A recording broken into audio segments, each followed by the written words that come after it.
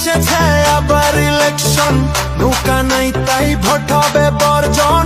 16 কোটি মানুষের একটাই ডিসিশন, নৌকা ছাড়া ভোট নাই এটাই কন্ডিশন। জয় বাংলা, ভোট দিতে যাব না।